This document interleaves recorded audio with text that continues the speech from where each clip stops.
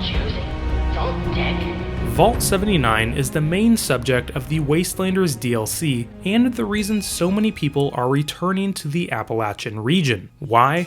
Well, the number printed on the door says it all. 79. The atomic number for gold. That's right. Appalachia is in the middle of a post-apocalyptic gold rush, and Vault 79 is at the center of it all.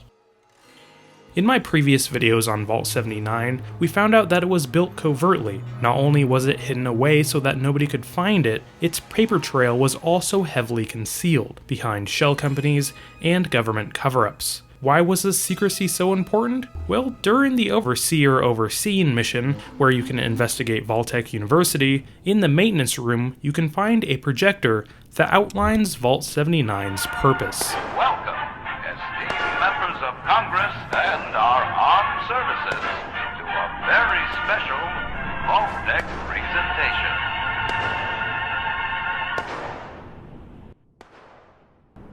Gold. This rarefied metal has been the backbone of trade since time immemorial. And in the event of nuclear war, this precious resource will once again become invaluable to rebuilding America's economic future. That is why Vault-Tec has been commissioned to build a different and very real vault. Named for the atomic number of the metal it will guard, Vault 79 will be the new home for all of America's gold reserves. Fort Knox will secretly be retired and emptied. Its gold bullion transported to the new vault, where it will be safe behind Vault-Tec's top-of-the-line automated security. Biometric recognition to verify authorized personnel. Sophisticated laser grid fields to ward off intruders. And, in the unlikely event of a breach, military-grade defensive turret systems built in partnership with our friends at Robco. All of this, along with Vault-Tec's signature lead-lined containment walls, airtight construction, fusion power generators, and automated manufacturing facilities. Vault 79, a golden future for the America we all know and love.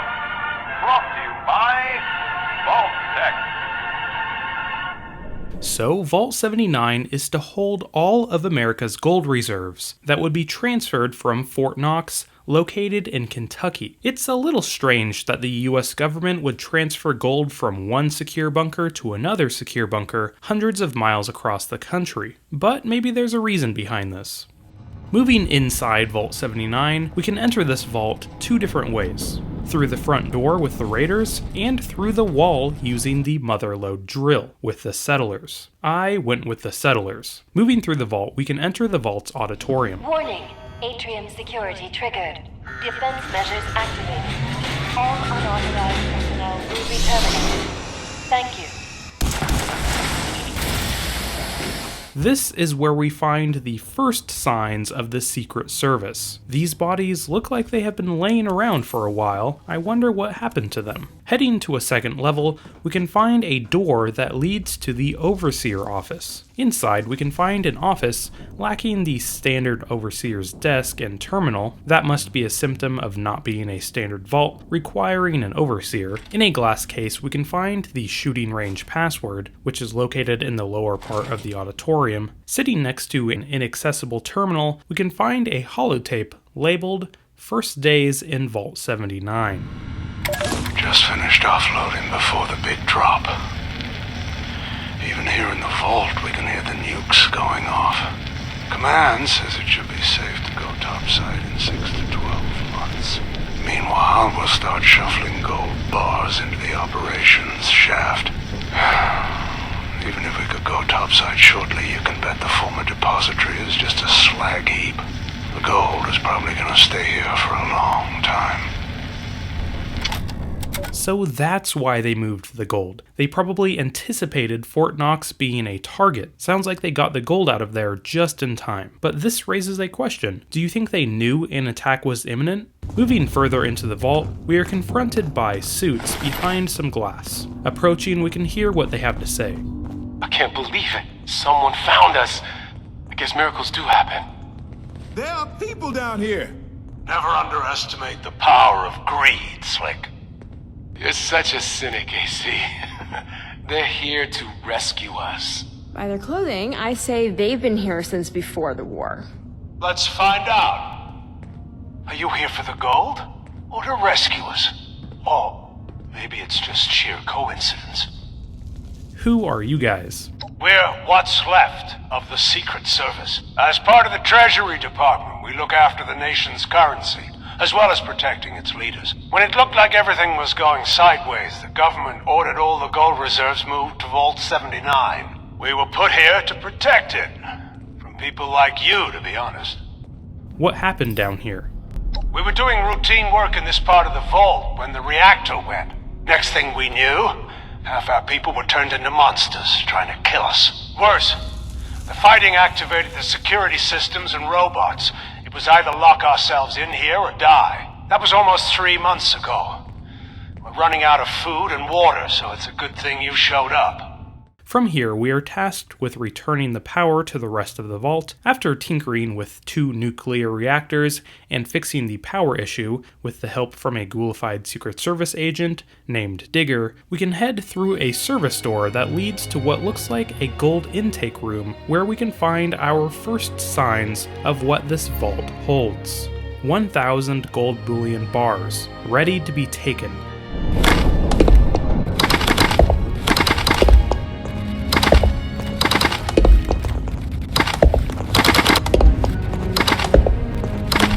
After snatching up all that we can see, we can head back to the other agents. After a brief Mexican standoff about the fate of Digger, we can check out where the agents have been living for the past 3 months. This space consists of open commons with some attached rooms. Not a lot here for several Secret Service agents over the period of 3 months. Inside, we can find AC, Riggs, Mercy, PETA, and Slick. It's kind of strange we find a child in here, knowing that they have been in here for at least 25 years. Sitting on a desk next to a blown out terminal, we can find a note labeled Mercedes Stern's Journal.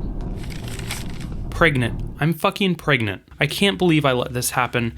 This is no place to raise a child. I'm not mother material. Never have been. I haven't told anyone yet, not even the father. It will be obvious soon enough. Being locked in this vault for almost 15 years does strange things to people. We've all retreated into our own little sections of the vault. We barely speak. I'm the opposite of a social butterfly, but I found myself finding excuses to visit everyone once in a while just to hear another human's voice. AC is never going to let us out of here.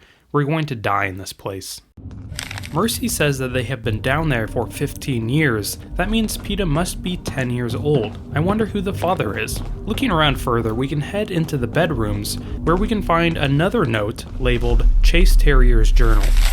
A child is a miracle. A year ago, when Mercy told us she was pregnant, I feared the worst. What possible good could come from a child being born inside a vault and raised by a bunch of government agents? It turns out she could save them from themselves. We had all turned inward for over 15 years, isolating ourselves from each other. Less than half of us remain of the originals. Some took their own lives. Too many died in the mutiny. Now we begin to come together for Mercy's sake. Slick took care of Mercy, helping her despite her objects and sometimes blistering tirades. Regs read everything he could about how to deliver a child. He did a magnificent job. I built a crib and toys for our new agent-to-be. Even AC got into the spirit, arranging for a baby shower, although I have to use the term loosely. Madeline Stern will be celebrating her first birthday today. Maggie saved us from each other. We came together to help raise a child. Mercy still hasn't told us who the father is, and none of the men have come forward to claim her. That's okay. She belongs to all of us, and we belong to her. So it sounds like we won't know who PETA's father is, but it sounds like that's okay. The other agents have come together as a family. This note also mentions a mutiny. If you remember in my previous videos on Vault 79, we found out that Sergeant Catherine Montgomery was involved in this mutiny. She had stolen at least $20 million worth of gold and headed to the Ultralux Casino in New Vegas, where her and her co-conspirators were gunned down in order to cover up the vault's existence. After taking an elevator located down the hall, we can enter the bullion room, where we can inspect all of the gold in the vault. Heading over to Slick, we can ask one more question. Thanks for pulling our fat out of the fire in the vault. Exactly how much gold is in this vault? That's classified. Let's just say all of it. It's classified, huh? Well, it is all here on display. So we will be answering this exact question in my next video, where I calculate Vault 79's gold value. Make sure to subscribe for that. Alright guys, that's all I have on Vault 79. I hope everybody enjoyed the video. If you did, make sure to like and subscribe. It really does help out the channel. Also consider following me on Twitter. It's the best place to contact me. Anyway, this has been Witchin TV. Thanks for watching, guys.